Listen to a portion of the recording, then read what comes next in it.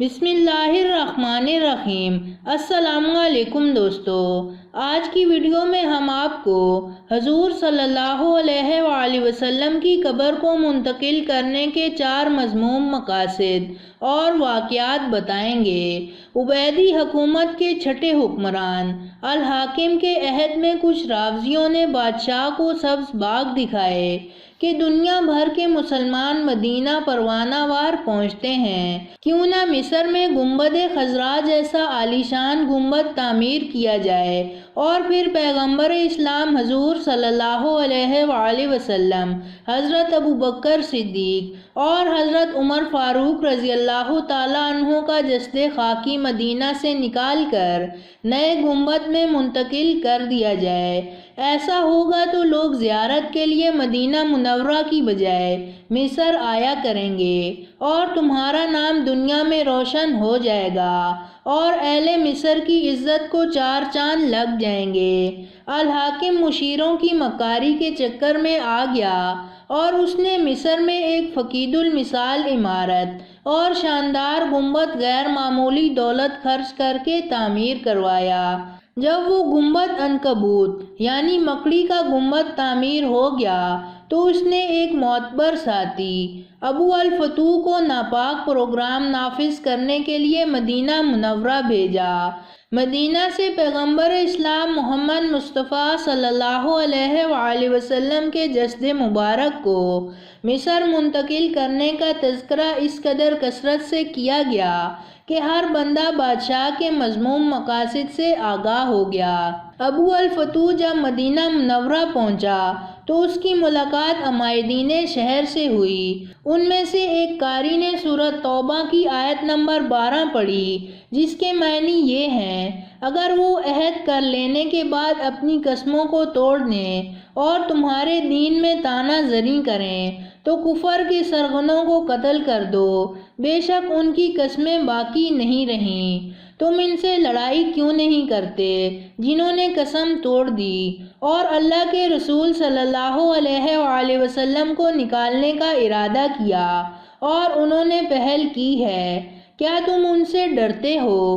حالانکہ اللہ زیادہ لائق ہے کہ تم ان سے ڈرو اگر تم ایماندار ہو۔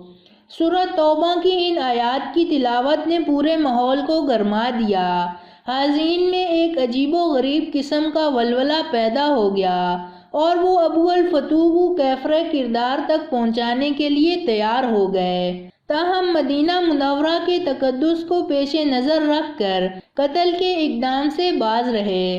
ابو الفتوح یہ منظر دیکھ کر خوفزدہ ہو گیا۔ وہ کہنے لگا، اللہ کی قسم، اگر میرا سر قلم کر دیا جائے تب بھی مجھے کوئی افسوس نہیں ہوگا، مگر میں قبر مبارک کی طرف برے ارادے سے ہاتھ تک نہیں اٹھاؤں گا۔ کہتے ہیں کہ اس رات ایسی تیز آندھی آئی جس سے محسوس ہوتا تھا کہ کرۂ ارض اپنی جگہ سے ہٹ کر کہیں اور پہنچ گیا ہے۔ ابو الفتوح اس منظر کو دیکھ کر کانپ اٹھا اور اس کے دل سے بادشاہ کے جبر کا خیال کافور ہو گیا۔ اس نے صدقے دل سے اپنے ناپاک پروگرام سے توبہ کر لی اور خاموشی سے واپس مصر چلا گیا۔ قبر کی منتقلی کی دوسری کوشش کے بارے میں شیخ شمس الدین ثواب رحمۃ اللہ علیہ بیان کرتے ہیں کہ میرے ایک مخلص دوست جس کے امیر مدینہ سے گہرے تعلقات تھے میرے پاس آئے اور کہنے لگے کہ حلب کی رافضیوں کی ایک جماعت امیر کے لیے قیمتی سامان اور اعلیٰ قسم کے تحائف لے کر پہنچی ہے۔ حلب کے رافضیوں نے حضرت ابوبکر اور حضرت عمر رضی اللہ تعالیٰ عنہ کے اجسام نکال کر لے جانے پر رضامند کر لیا ہے۔ امیر معصوم مذہبی بے حسی کے باعث ان کے چکر میں آ گیا اور انہیں قبر سے اجسام نکال کر لے جانے کی اجازت دے دی۔ شیخ شمس الدین کہتے ہیں کہ یہ سن کر میرے حواس اڑ گئے۔ میں ابھی اسی فکر میں بیٹھا ہوا تھا کہ امیر کا قاصد مجھے بلانے آ گیا۔ میں حاضر خدمت ہوا تو امیر نے حکم دیا کہ آج رات کچھ لوگ مسجد میں آئیں گے، تم ان کے لیے دروازہ کھول دینا اور ان کے کام میں مداخلت نہ کرنا۔ شیخ شمس الدین کہتے ہیں کہ میں بہت اچھا جناب کہہ کر واپس آ گیا۔ مگر سارا 3 ہجر مقدسہ کے پاس بیٹھ کر روتا رہا۔ ایک لمحے کے لیے بھی میرے آنسو نہ تھمے۔ کسی کو حقیقت حال کا نہیں پتا تھا کہ میں کس حال سے گزر رہا ہوں۔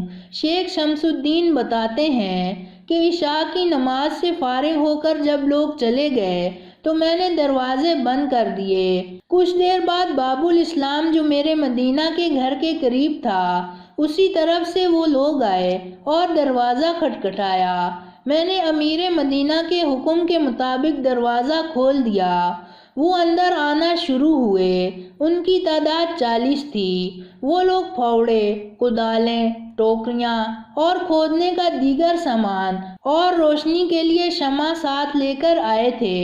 شیخ شمس الدین بتاتے ہیں کہ میں حیرانی و پریشانی کے عالم میں ایک طرف بیٹھا رونے اور سوچنے لگا کہ یا اللہ تو قیامت برپا کر دے تاکہ یہ بدنیت لوگ اپنے عمل سے باز رہیں۔ یہ لوگ مسجد نبوی صلی اللہ علیہ وآلہ وسلم میں داخل ہو کر حجر مقدسہ کی طرف بڑھتے جا رہے تھے۔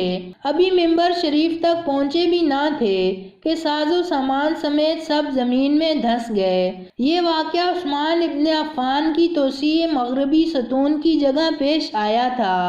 امیر مدینہ ان لوگوں کی واپسی کا انتظار کر رہا تھا، مگر زیادہ دیر گزر جانے پر اس نے مجھے طلب کیا اور مجھ سے پوچھا کہ کیا وہ لوگ نہیں آئے، تو میں نے کہا کہ وہ لوگ آئے تھے۔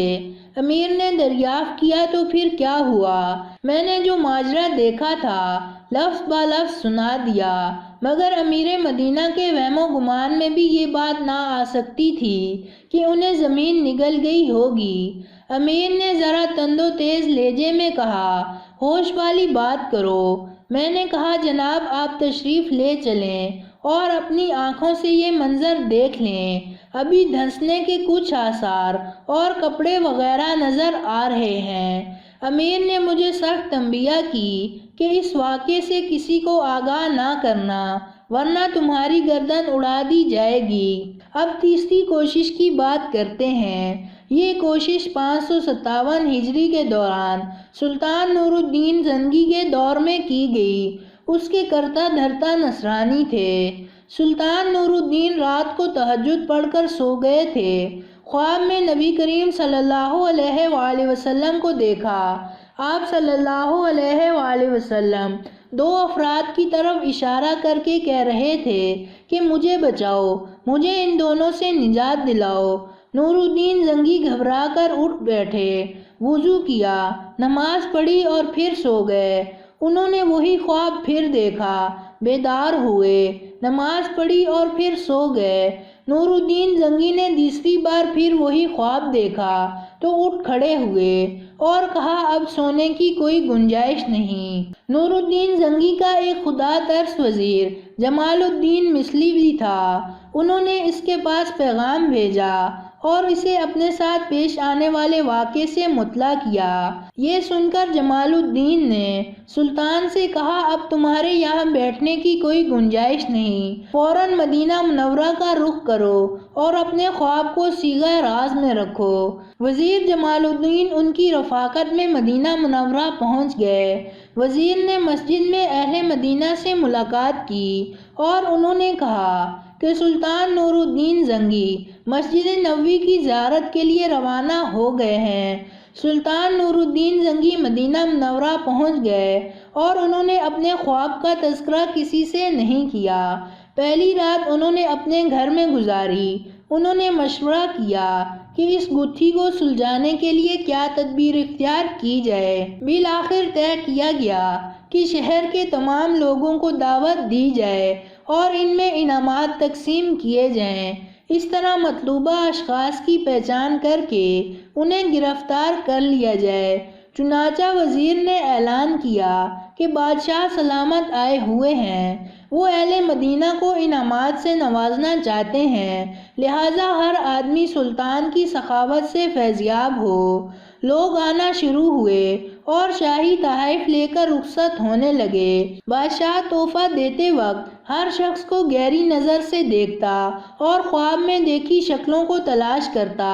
شہر کے چھوٹے بڑے امیر غریب سب آئے، سب نے شاہی تحائف وصول کیے، مگر جن کی جستجو سلطان نور الدین زنگی کو تھی وہ شکلیں نظر نہ آئی۔ آخر میں سلطان نور الدین زنگی کے بار بار سوال کرنے پر لوگوں نے بتایا کہ بس مراکش کے 2 شہری بچے ہیں، ورنہ سب آ چکے ہیں۔ یہ لوگ کسی سے کچھ نہیں لیتے، یہ صالح لوگ ہیں، مالدار ہیں، صدقہ خیرات بہت زیادہ کرتے ہیں۔ یہ سن کر سلطان کا سینہ کشادہ ہو گیا اور انہوں نے کہا کہ ان دونوں کو بلایا جائے۔ سلطان نور الدین زنگی نے ان دونوں کو دیکھا تو وہ اسی شکل و صورت کے تھے جن کی شکلیں ان کے خواب میں آئی تھی، اور رسول اللہ صلی اللہ علیہ وآلہ وسلم نے ان سے نجات دلانے کی فریاد کی تھی۔ سلطان نور الدین زنگی نے انہیں دیکھتے ہی دریافت کیا کہ تم لوگ کہاں کے ہو؟ انہوں نے کہا ہم مراکش سے تعلق رکھتے ہیں، یہاں حج پر آئے ہوئے ہیں اور رسول کریم صلی اللہ علیہ وآلہ وسلم کے پڑوس میں رہ رہے ہیں، یہ ہمیں پسند ہے۔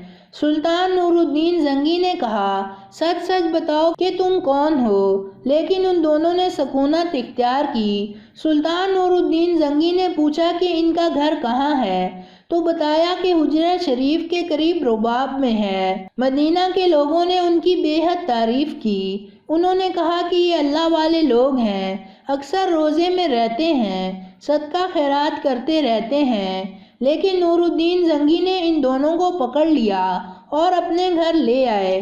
سلطان نور الدین زنگی بنفس نفیس ان کے گھر کا چکر لگاتے رہے تو اچانک انہیں گھر میں ایک چٹائی نظر آئی۔ انہوں نے چٹائی اٹھائی تو اس کے نیچے سرنگ کھدی ہوئی نظر آئی۔ وہ سرنگ بہت دور دراز اور قبر تک پہنچ گئی تھی۔ لوگ یہ منظر دیکھ کر خوفزدہ ہو گئے۔ سلطان نور الدین زنگی نے ان دونوں سے کہا کہ تم لوگ مجھے اپنی حقیقت بتاؤ۔ انہوں نے انہیں زد و کوب کیا، جس پر انہوں نے تسلیم کیا کہ وہ عیسائی ہیں اور انہیں عیسائیوں نے حاجیوں کے قافلے میں شامل کر کے بھیجا تھا۔ انہوں نے کافی دولت دی تھی اور انہیں حکم دیا تھا کہ وہ نبی کریم صلی اللہ علیہ وآلہ وسلم کا جسد اقدس چرا کر لائیں۔ دونوں رات کے وقت کھدائی کرتے اور مٹی تھیلوں میں بھر کر دونوں جنت البقیع کی زیارت کے نام پر وہاں چھوڑ آتے۔ دونوں ایک طویل مدت تک اسی طرح قیام پذیر رہے اور پھر جب وہ حجرہ مبارک کے قریب پہنچ گئے تو بجلی چمکی اور زبردست ارتعاش ہوا، ایسا لگا کہ پہاڑ اپنی جگہ سے اڑ جائے گا۔